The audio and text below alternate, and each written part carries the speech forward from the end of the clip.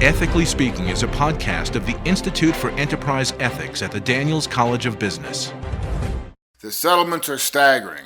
Bank of America settled with the Department of Justice for north of $16 billion in 2014. J.P. Morgan Chase settled with the Department of Justice for $13 billion later that same year. Both of these record-breaking settlements were a result of the alleged actions by the companies and their acquired subsidiaries that contributed to the financial meltdown that brought the U.S. economy to the brink. Neither company nor its officers admitted to any wrongdoing as part of their settlement, and no executives were indicted. Speaking to CNBC, Elaine Fleischman, the whistleblower that brought evidence of J.P. Morgan's alleged transgressions to the attention of the U.S. government, asked, quote, "How is it possible that you can have this much fraud and not a single person has done anything criminal?" End quote. More recently, the Volkswagen diesel emissions scandal is likely to generate another hefty fine from the U.S. government, and we'll just have to wait to see if any VW executives are actually indicted. It's an important question, and the subject of this edition of Ethically Speaking. To shed light on this topic, and the recent memo from Assistant Attorney General Sally Yates outlining new prosecution guidelines for quote, white-collar, end quote, crimes, we spoke to Bruce Klaw, assistant professor in the Department of Business Ethics and Legal Studies at the Daniels College of Business. Professor Klaw holds a J.D. from Harvard Law School and has worked on both the prosecution and the defense sides of white-collar crime in the Southern District of New York. Bruce, the last time we spoke, we discussed the fact that almost no senior executives have been indicted and actually tried for the white-collar crimes that had allegedly been committed in their corporations. However, recently, the Department of Justice announced some new policies that prioritize the prosecution of individual employees, not just their companies, and put pressure on corporations to turn over evidence against these executives. In the words of Sally Yates, the Deputy Attorney General who authored the new policies, corporations are going to have to, quote, cough up the individuals, end quote. I have some questions about this. First, why has the Department of Justice not prosecuted individual executives and sent them to jail even though they knew who they were and what they did? Thanks, Dan. Well, to be fair, federal prosecutors at the Department of Justice have tried to prosecute some executives, including some folks at Bear Stearns and other financial institutions, but they've had only limited success. It's one thing for a prosecutor to know for herself who did what, but it's another thing entirely to get a grand jury to indict based on probable cause, or to prove it to a trial jury beyond a reasonable doubt. A notable example here is the case against Countrywide chief Angelo Mozillo. Federal prosecutors in L.A. tried to pursue criminal charges against him, and impaneled a federal grand jury that began investigating Mozillo in 2008 for his role in the boom of risky mortgages that led to the financial crisis. However, after 3 years, prosecutors were unable to muster sufficient evidence against him to meet their burden of proof. They had to settle for civil charges, which are much easier to prove, and in doing so, extracted a large fine and a ban on his ability to serve as an officer or director in a public company. But your observation that the general enforcement trend of focusing more on corporate defendants, where the end result of the punishment is money, instead of individual defendants, where the punishment can include prison time, is most certainly correct. 75% of all FCPA enforcement actions from 2008 to 2014 have not yet resulted in any DOJ charges against individuals. According to one tally, since 2009, federal and state governments have received about $190 billion in fines from 49 financial institutions. A large portion of the impetus for focusing on corporate crimes instead of individual criminality is that there are a lot of difficulties arising from challenges in proving individual criminal intent. Generally, to obtain a criminal conviction, prosecutors must show that an individual intended to violate the law, purposefully, knowingly, or recklessly. But knowledge is often diffused within a corporation. A criminal violation of law is sometimes the product of numerous individuals in a corporation, none of whom may have a complete picture of all the relevant facts. Senior executives are often insulated from the day-to-day operations of their business. In some cases, executives may not know what their sales force is actually doing on the ground. Finally, in white-collar criminal cases in particular, the circumstances and number of players that ultimately lead to societal harm can be incredibly complex. We saw some of this in the financial crisis. For example, we saw mortgage providers making risky loans to unsophisticated homebuyers who stretched themselves too thin, but the mortgage providers weren't concerned about it because they intended to sell those mortgages off. Those loans were then purchased, bundled, and securitized by banks using tremendous amounts of risky leverage. The securities were then rated in a highly questionable fashion by rating agencies, paid by those banks and under pressure to draw ratings business from competitors, often using outdated risk analysis software. Investors then purchased those securities while often unaware of the risks of doing so, and ultimately lost money when the homebuyers could not continue paying their mortgages. And then financial institutions who were left with unsellable securities on their books could not recoup their losses from insurance companies like AIG that had insufficient cash on hand to pay all claims at once. So ultimately, with so many players each contributing to the harm and so many people doing it, it can be hard sometimes for jurors to assign blame. And so, Bruce, now we've got some new policies from the Department of Justice. What, in your view, are the main components of these new Department of Justice policies regarding prosecution of individual people in white-collar cases?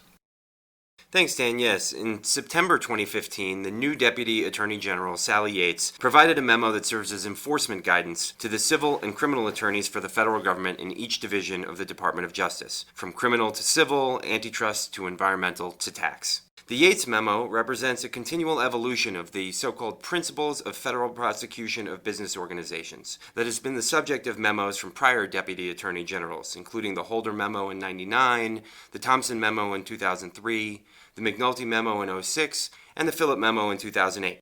In most respects, the Yates memo reflects much of what has already been a part of the DOJ's best practices with respect to white-collar crime. Not any new major changes, but it memorializes and further disseminates to other U.S. attorneys' offices the best practices that have been used by federal prosecutors in New York. The Yates memo provides that, first, to be eligible for any cooperation credit, corporations must provide to the Department of Justice all relevant facts about the individuals involved in corporate misconduct. For years, the DOJ has offered cooperation credit to corporations that timely investigate, proactively disclose, and cooperate in good faith with the government's investigation and prosecution of their alleged criminal violations. In white-collar cases, this generally means that the board or its audit committee will hire a law firm to conduct an expensive and expansive internal investigation to determine who did what and who knew what by interviewing employees, reviewing company documents and emails, and reviewing corporate policies and procedures. Then hopefully, after taking remedial measures, these facts are presented by the company and its law firm to prosecutors. However, given the conflict of interest that arises because these law firms are paid by their clients to help get them out of trouble, not get them deeper into it, there's always a bit of a tension between disclosing enough facts and too much. And there's inevitably some spin on the facts since they are presented by advocates for the company. Provided that the investigation and disclosure were largely thorough and timely, the DOJ would typically give credit to corporations in determining whether to prosecute and what fines would be imposed. Now, however, the Yates memo makes clear that there can be no picking and choosing of what facts to disclose. The DOJ will only consider providing such credit if the company identifies all individuals involved, regardless of seniority. Second, the Yates memo says that both criminal and civil corporate investigations should focus on individuals from the inception of the investigation.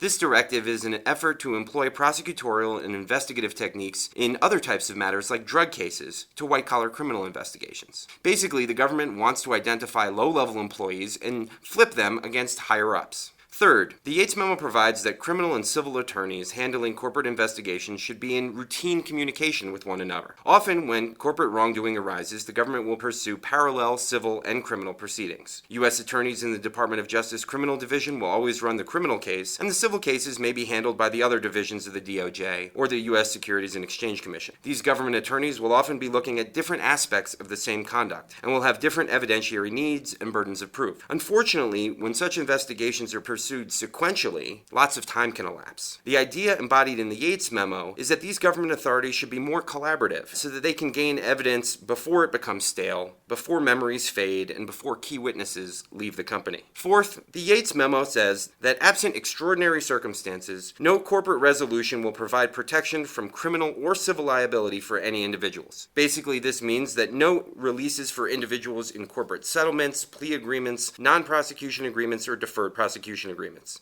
Mostly, however, this was typical standard operating procedure for the Department of Justice. Fifth, the Yates memo says that corporate cases should not be resolved without a clear plan to resolve related individual cases before the statute of limitations expires, and any declinations, anytime the prosecutors decide that they will not prosecute an individual, it's got to be memorialized. Basically, this means that individual cases and cases brought against the corporations should be resolved simultaneously when possible. Where individual cases are not resolved at the time of the corporate resolution, assistant United States attorneys must show they have a plan to go after individuals. This means they got to account for any time limits imposed by the statute of limitations, and that they should try to arrange with the corporation ways to ensure that individuals are available to the government for investigation, including potentially by withholding portions of severance pay to individuals who may leave the company. And if assistant U.S. attorneys decide not to prosecute individuals, they have to memorialize that in a memo and justify their declinations to their superiors at the Department of Justice. Sixth, the Yates memo provides that civil attorneys should consistently focus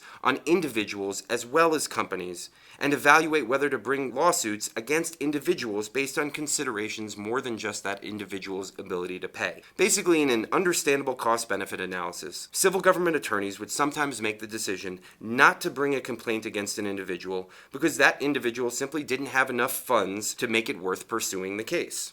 Now, however, the government is directed to appreciate the deterrence and retributive goals of civil cases by not letting ability to pay be the dispositive factor in determining whether to bring a civil case. Civil attorneys must also focus on things like the seriousness of the crime. Finally and lastly, it bears mention that the Yates memo was also addressed to the Federal Bureau of Investigation. This potentially signals that some additional federal investigative resources will be allocated to white-collar crime matters, not just terrorism cases, which has been the case since September 11th. Well, now that we've got the facts on what these new policies are intended to do and what their stipulations are, I'd like to ask you, Bruce, what you think of these new guidelines. Do you think they're going to be effective, or are they going to have some positive results? Do you believe they will be effective in encouraging or facilitating many more individual personal prosecutions? Well, Dan, I think the Yates memo is probably a step in the right direction, to the extent that it signals the government's awareness that corporate settlements for cash are insufficient to give the public confidence that our justice system works fairly and effectively in respect of white-collar and corporate criminals. It reiterates the government's awareness that corporations can act only through their human agents, and the legal fiction of companies as persons only goes so far. Unfortunately, though, I think the guidance will probably have mixed effects. While it may strike fear into the hearts of corporate executives contemplating any involvement in criminal behavior in connection with their jobs, and it could cause low-level and mid-level employees to think twice before following orders from their superiors, it could also make conducting investigations much more difficult for the government. Some corporations and the board committees that oversee them may decide simply that it's not worth cooperating at all if they have to cough up senior executives. Likewise, some executives who probably have key knowledge about corporate wrongdoing may be less likely to cooperate for fear of incriminating themselves, making it really difficult for the government to make sizable cases against corporations. Finally, Bruce, do you personally think these guidelines will have any kind of a significant deterrent effect on people who might otherwise commit the white-collar crimes they may have otherwise gotten away with? Well, I think if the government actually follows through on this guidance in practice, it should have some additional deterrent effect. As we've discussed before, Dan, deterrence is largely a function of three factors. 1, the likelihood of detection and punishment. 2, the severity of punishment. And 3, the swiftness of punishment. While the legislature has often focused mainly on the severity of punishment by, for example, increasing the statutory penalties associated with certain crimes, it's often failed to identify meaningful ways to increase detection of and facilitate the swift punishment of white-collar offenders. So this memo, if it's followed up on in practice, may increase the likelihood of detection and punishment. It might pressure corporations to continue to identify wrongdoing individuals, and it might pressure low-level employees to flip on their supervisors who knew about or ordered them to commit the misconduct. It may or may not, however, increase the swiftness of punishment. On the one hand, it encourages parts of the government responsible for civil and criminal enforcement to work more closely together rather than operating sequentially and separately. On the other hand, however, it also means that corporate investigations and resolutions may move slower because of the need to gather evidence for individual criminal cases and executives' reluctance to cooperate. Ultimately, however, Dan, I think there's a lot more to be done in this area if we're to prevent white-collar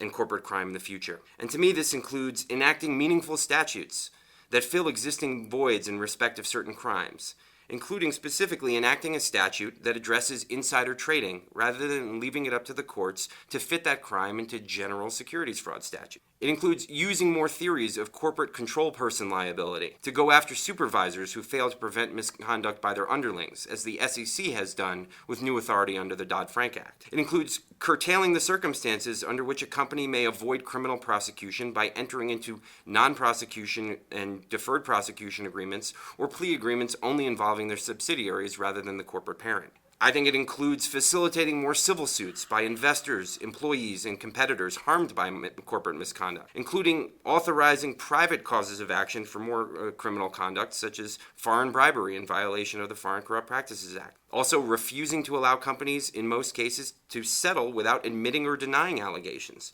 and resolving cases in advance of the statute of limitations so that the government's proof can be used by private litigants.